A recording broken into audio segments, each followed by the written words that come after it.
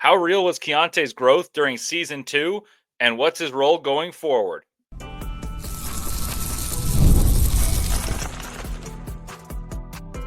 You are Locked On Jazz, your daily podcast on the Utah Jazz. Part of the Locked On Podcast Network, your team every day. Hello and welcome into Locked On Jazz. My name is Leif Thulin, and I'm excited and honored to have the opportunity to fill in for David Locke on Locked On Jazz.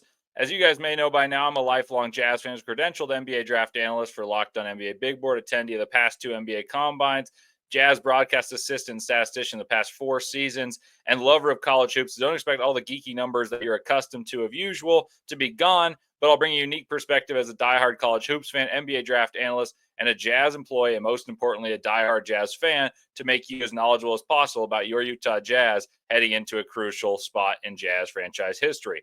Thanks for making Locked On Jazz your first listen each and every day. And remember, Locked On Jazz is free and available on all platforms, including YouTube at Locked On Jazz, where the best way to help us grow is comment anything below. And today's question is, I actually have 2 questions. One, what's the best role for Keyonte going forward? I think I know what most of you guys are going to say, but here's my second question.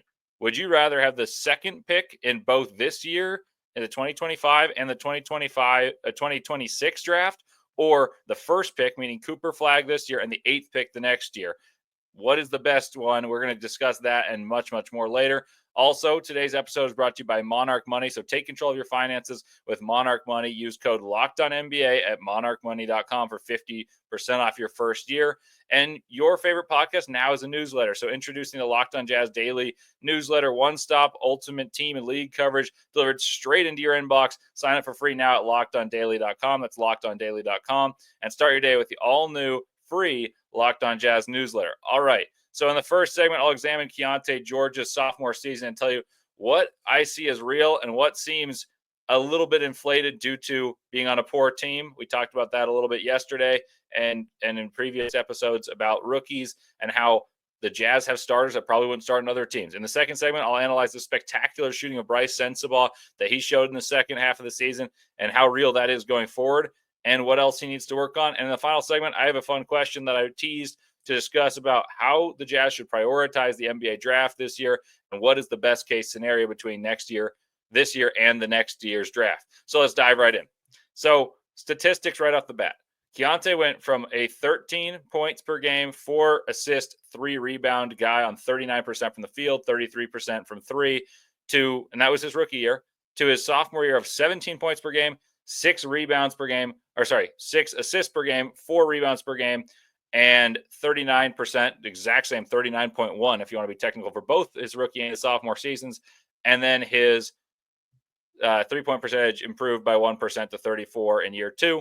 The biggest thing to acknowledge about Keyonte George, though, is there is evidence of growth there. But what I want to discuss is the evolution of his game that gives me comfort and belief he's growing in more ways than just empty scoring. Because you could say, oh, he played 5 more minutes and he was on a worse team.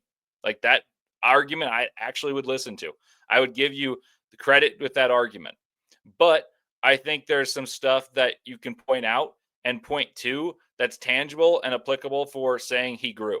And I tend to be a believer in Keyonte George's natural ability. I don't know if he's necessarily going to be the franchise point guard, and that's expectation, the weight of expectation. We'll get to that. But the point I wanted to make about tangible growth is he learned from the pressure of playing point guard. Playing point guard is something that was unfamiliar to Keyonte George. He had never done so. He was touted as a combo guard because he had ball handling and skill with the basketball in his hands, and he made some fantastic passes in rookie year and in this season. But he was never a true point guard, and that was his criticism. But why is that a criticism when someone was trying to do something completely new? I felt like that was a bit of an unfair criticism. Now, what I mean by he learned from the pressure of playing point guard, and that made playing shooting guard easy, is when he played shooting guard next to Isaiah Collier, and I know he came off the bench, so you could say, oh, they didn't start. They played plenty together, and when he played with Collier, his numbers shot through the roof. But what I mean by that is the lessons learned of handling pressure and the intensity of having to run an offense, break through the 8 seconds, get to the front court, and start those sets that the Jazz run, become a decision maker and a leader on the basketball court as a rookie. That type of stuff's difficult. And I think he was overly criticized for the growing pains that he had there. Like the Jazz had a ton of turnovers this year, but I didn't see the same discourse about Collier's turnovers as I saw with Keyonte George's. And that said, Collier's a better point guard than Keyonte George. But when Keyonte George used those learning lessons to play shooting guard and play off the ball and still be an impactful playmaker, he could it was clear to see he had a more natural comfort with the ball in his the basketball in his hands, and a thought of, look, I'm going to go and score the basketball and I'm going to read and react. And the read and react became so much more natural and almost second nature to Keyonte George, because that's what he's done his whole life. He's learned how to score, and then he makes the right decision.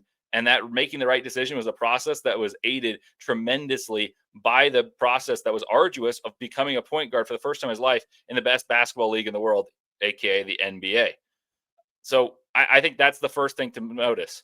Once Collier began starting and Key came off the bench here, some stats. I don't have the exact numbers for you of when they played together, the splits, but I know it was very good and it was very obvious. But he averaged 18 points and 6 assists on the same shooting splits he shot all season. So 39 and 34 since the turn of the calendar. So for about 40 plus games, he and that coincided with Collier starting, because Collier, we mentioned this yesterday and a few shows prior to that, he had 100 assists in the month of January. So that meant he started the entire month of January, and you could tell he was the point guard and Keyonte was the two guard, but Keyonte thrived in those times. And so for the rest of the season, when Isaiah Collier was a starter, Keyonte George upped his efficiency very, very narrowly and upped his productivity. You could also point to the fact that Lauri Markkanen played less, so of course Keyonte got more shots. But I would argue that means his efficiency would likely dip because he'd move up the scouting report. And as he raises up the scouting report and there's more pressure, I think it's harder to score, and some of that becomes empty calorie. I was impressed with Keyonte George's second half to the season. Now, I mentioned this earlier. The next big thing about Keyonte's expectation. Danny Ainge said last season, and we talked about this when I was doing the pods, and David talked about this too on Locked On Jazz.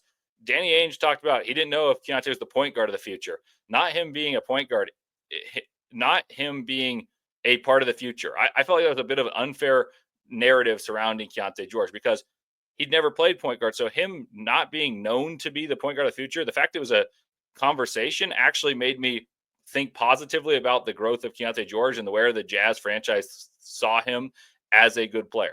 He'd never played point guard before. He's been a shooting guard his whole life. He was selected 16th. So if you were to get a point guard of the future at 16th that had played shooting guard, that's a tremendous steal. That said, to have that conversation be something that approached, I think was a positive. Now, what role does he play going forward? I said that was going to be something we talk about. So here's my belief. I've always thought this about Keyonte George. He's a scorer. Like, he is a natural scorer of the basketball. And I thought his best case scenario was something similar to CJ McCollum, Jamal Murray. But those are very good basketball players. And you can say, oh, they're not all-stars. Well, yeah, but it's unlikely to be an all-star pick 16th. But he has followed them in terms of productivity and even exceeded their productivity in the first two seasons. Now, I understand there's context to that. But to me, he's going to be a guy who is going to thrive on scoring the basketball and needs to have a backcourt mate that's bigger and more defensively oriented than Keyonte George. So if he's a six-man archetype, if he's the sixth man of the year, Lou Will, Jamal Crawford, even a guy like Jordan Clarkson, just a pure scorer, I believe the Jazz could have that and be content with that. They want to explore, can he be more than that? But in this season, you saw 18 points per game once he was adapted to playing the sixth man role. And that was, like I said, with increased pressure and responsibility with John Collins, Jordan Clarkson, Lauri Markkanen frequently missing those games. I think the Jazz have that at the bare minimum. And yeah, there's a lot to improve. It's hard to be perpetuated into the levels of responsibility he's had to shoulder in his first two seasons and come out without battle wounds. And yeah, he's got those inefficiency labels around him, but he's had to shoulder a lot and he's been inefficient, but he's shown flashes that are very rare to show in first two seasons for a guard. I believe in Keyonte's shooting being better from the perimeter than it has been thus far. But now the big thing is for Keyonte to secure a position in a rotation, whether it's the Jazz's or any other team down the road, hopefully on the Jazz, he's got to become better on defense, because his offense, if he shoots better, that really helps him, but he's got to become better, because by the metrics, and this was referenced by Jazz staff, and they wouldn't say it entirely, but you look at the research yourself, and his defensive metrics are awful. They're putrid to look at. He was very low in the scheme of the entire NBA, and even by guards. Like if you try to weed it out, make it better, it doesn't get much better. Will Hardy in his presser mentioned defense as the growth area very clearly for Keyonte George, and I think if Keyonte George's defense gets even a little bit better, it makes him far more palatable for those inefficient nights. But you're going to live with the inefficiency largely because he's a talented scorer, and someone who's able to score 17 points a game as a second-year player in the NBA is not someone that can be dismissed too easily. He has some of the tools on defense to get better, but he needs to become more consistent at the point of attack and more bought in on that side. When Will Hardy challenged Keyonte during the season, he did improve. And that is something that I think is important to recognize, that there is a capability of being better, but it also is a downside saying, well, why doesn't he compete like that all the time? So I think that could be said for a lot of Jazz players, to be honest. Like, frankly, I think that could be said about most of the Jazz's youth, and that their defensive attention and fire could be more serious. And that could, depending how you spin it, is a good thing or a bad thing, because you want them, those youthful guys, to be super hungry and defensive, but that means there's more potential that's untapped. So the next guy definitely needs to improve his defense too. That's Brice Sensabaugh. We'll discuss him next and why he's a tricky player to evaluate. All that and more ahead on Locked On Jazz.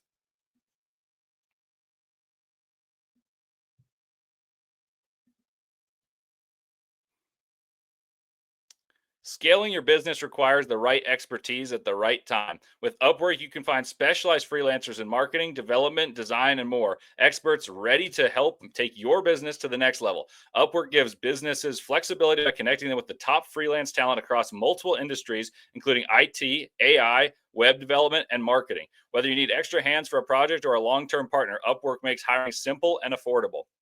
If you guys need help with a marketing campaign, Upwork can connect you with a freelance expert who delivered incredible results, and they're verified. Posting a job is free and simple, and within a day, with multiple qualified candidates to choose from, Upwork can get you the right guy. Cost effective.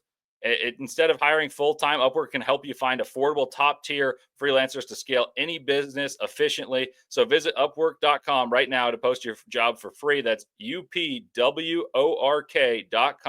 Upwork.com, to connect with top talent and grow your business today.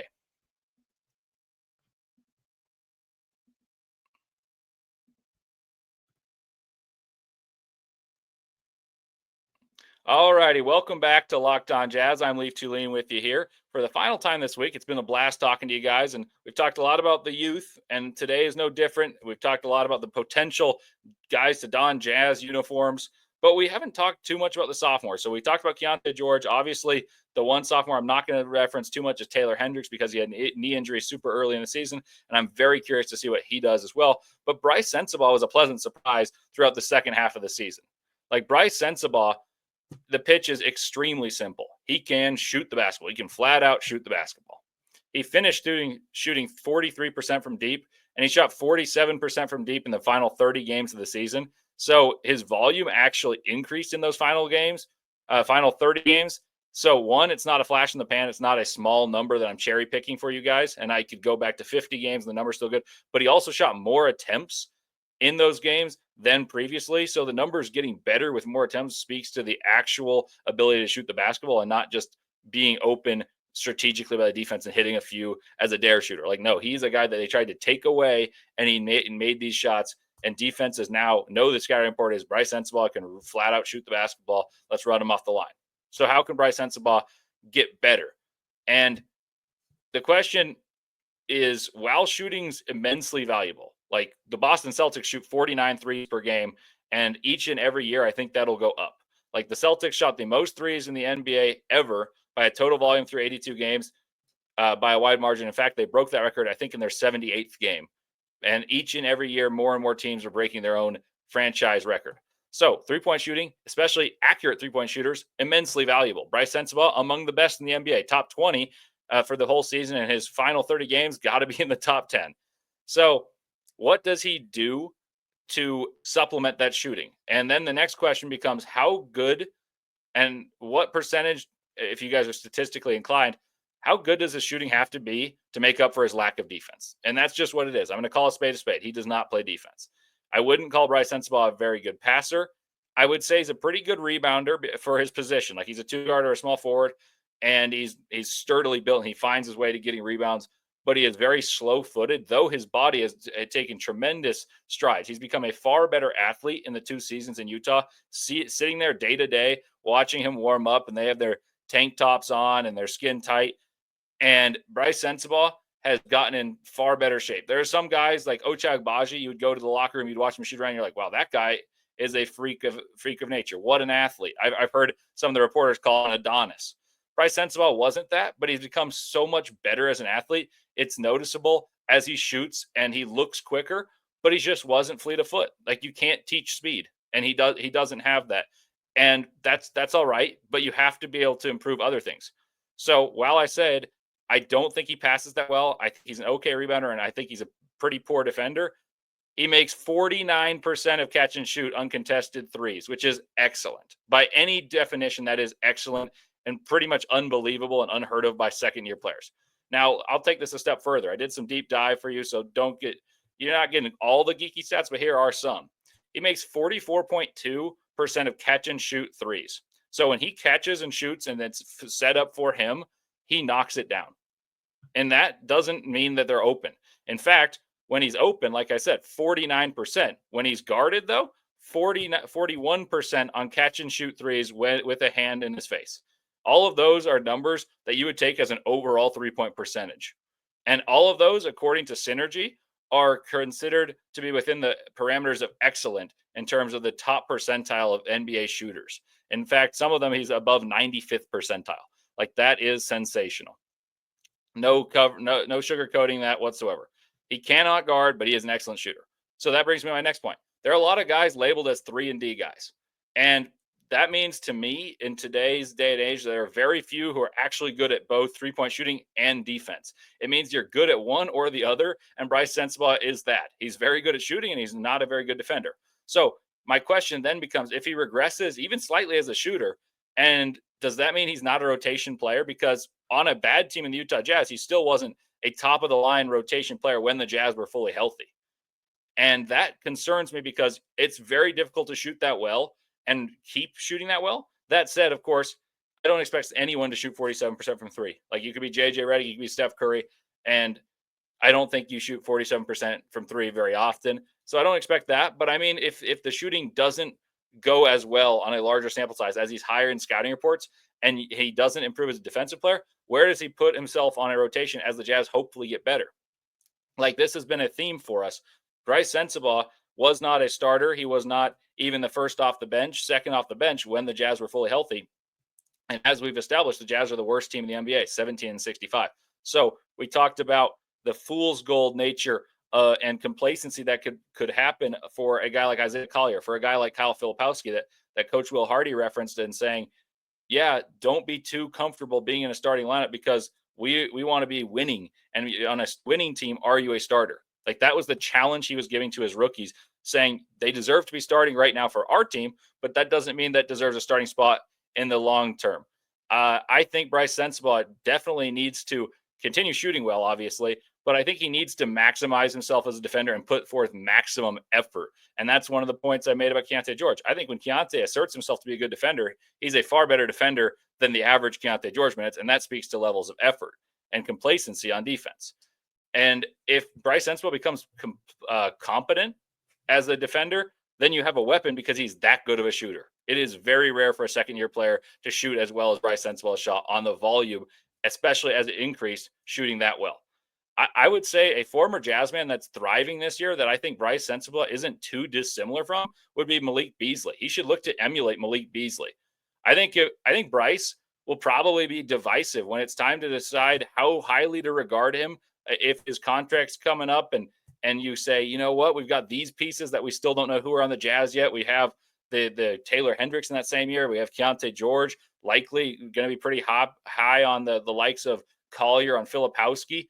I'd be shocked if this was not divisive on Brice Sensabaugh. So it becomes more and more important for him to have defensive growth to make him have a higher floor, because his ceiling is how well he can shoot the basketball, because there are just not that many people who shoot the basketball better than Brice Sensabaugh. Like, he's just that good of a shooter.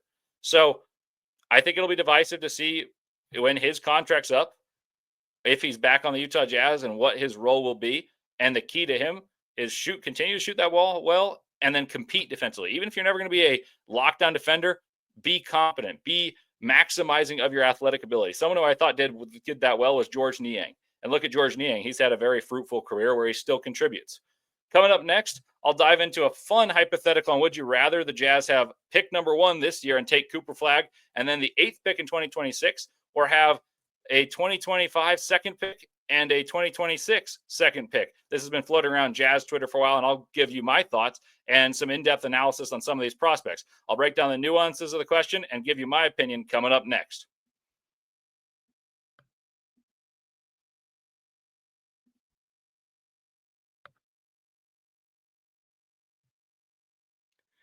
Ever check your bank account and wonder, where did all my money go? Between dining out, shopping, and entertainment, it's easy to lose track. That's where Monarch Money comes in. It's your personal CFO, giving you full visibility and control over your finances. Monarch Money isn't just a budgeting app, it's a complete financial command center where you can track all of your accounts, investments, and spending in one place. So you can stop just managing your money and start building wealth. When I started using Monarch, I realized how much I was spending on food delivery, and now I budget smarter and save far, far more. Instead of juggling multiple apps, you can use Monarch to check your finances, track your spending, and even plan your long-term goals. Managing money with your partner is smoother than ever. You can track shared and personal accounts, set goals, and stay on the same page without any stress. Take control of your finances with Monarch Money and use code LOCKEDONNBA at monarchmoney.com for 50% off your first year. That's monarchmoney.com, code LOCKEDONNBA for half off your first year. And I also want to tell you guys about Murdoch Hyundai. Murdoch's have been in Utah for over 80 years. Hyundai, best car for your money. Safety features, bells, whistles, all in amazing cars. And I can personally attest to how much I love the Tucson. The Tucson, you switch lanes and someone's even remotely close, it gives you an alarm bell telling you there and a visual of where that car is. And it's second to none. The safety features are fantastic. The SUV lineup, like I said, features the Tucson, the Kona, the Santa Fe, and the Palisade. The Ioniq 5 was named the Motor Trend SUV of the year by Motor Trend, and the new Ioniq 6 was even better, and it looks kind of like a Porsche and just won the World Car of the Year. There are 3 locations in Linden, Murray, and Logan, and I can personally tell you guys how much I love the people at Murray who took care of me.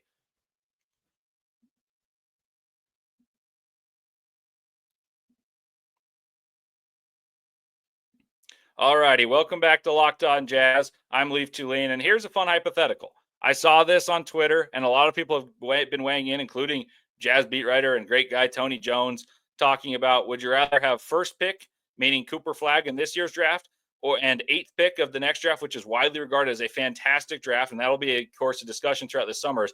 Even if the Jazz end up with number 1, how good can the Jazz be, and how good do they want to be? Because next year is an even better class. Like that's the certainty that everyone has about every year. Last year, it wasn't a very good draft class, and everyone knew that. So get ready for 2025. Now 2025 is here, and there's not a certainty about 3.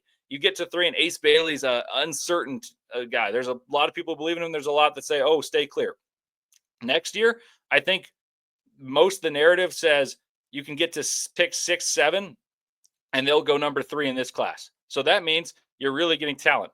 Now, I think there's one pitch that says Cooper Flagg's that ridiculously good. And I am a huge Cooper Flagg believer. And all throughout the season, there are polls saying who's the most enticing prospect in the next couple of years. Is it Cooper Flagg? Is it AJ? Is it Darren Peterson? AJ DiBonso is going to BYU. He was widely regarded as the number 1. Darren Peterson made a late push, overtook him in one of the recruiting services. Is it Carlos Boozer's son, Cam Boozer?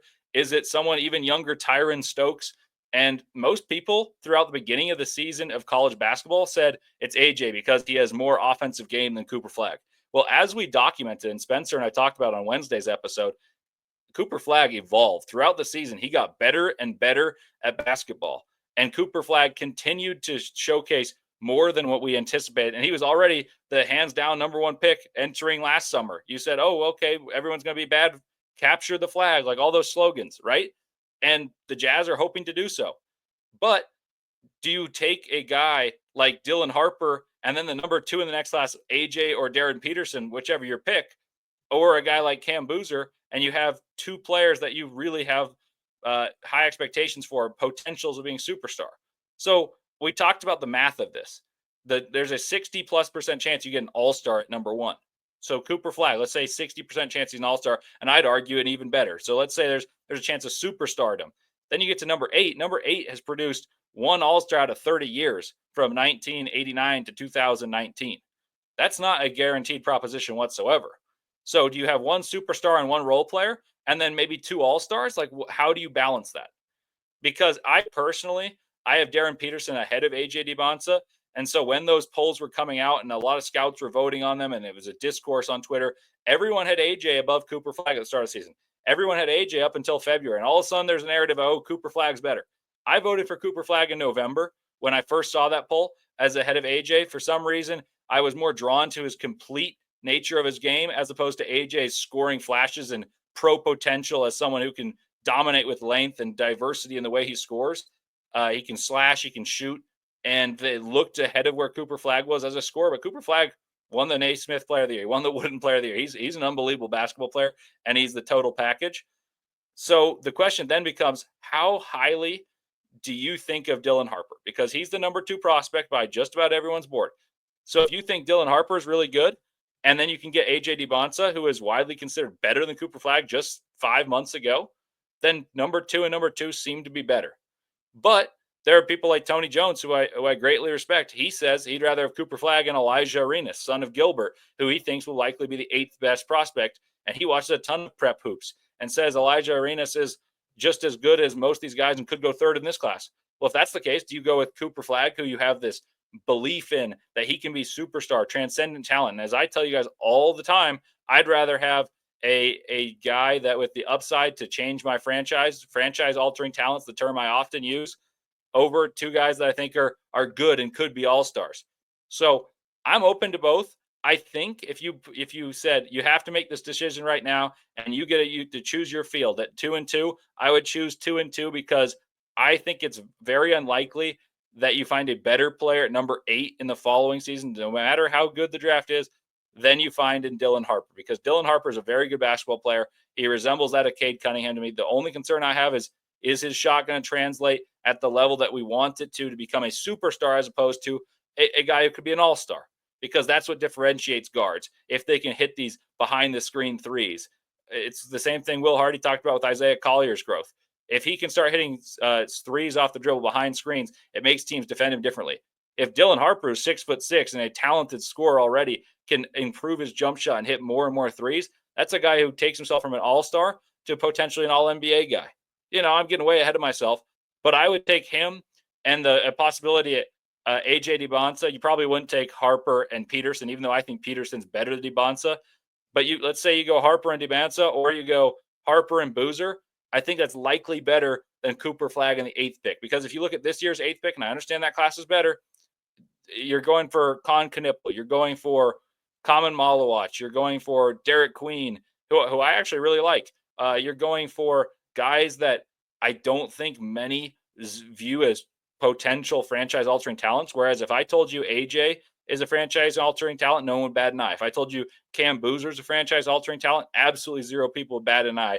And you look at a chance at 2 superstars as opposed to one guy that you think is going to be a superstar with probably an even higher certainty, which there is none, but there's a higher probability of superstar with Cooper Flagg to me than AJ or Boozer. But you look at that, and then you go to Harper and you say, okay, all-star and potential superstar the next year, because I would rank AJ and Boozer ahead of Harper if they were in the same class. But you could get 2 of those guys versus 1. So I'll take the chance at more upside. So my pick is both 2nd picks as opposed to 1st and 8th. But the reason it's a discussion is because of how great Cooper Flagg is. Like, that's the reality. Cooper Flagg is that good that it warrants this discussion, and it's been incredibly divisive across Jazz Twitter. So please let me know what you guys think on that discussion. Am I off base, or do you think my statistically backed approach is the one you would go with? Because I think you got to get stars, and why not have the opportunity of getting 2 if the 2nd and 3rd best prospect in the world in terms of these next 2 years reside in the next class? You can get one of those guys along with the 2nd best player in this class. So that's my perspective. I'm very curious to hear your own. Thank you guys for listening all week on Locked on Jazz. It's always a pleasure to fill in.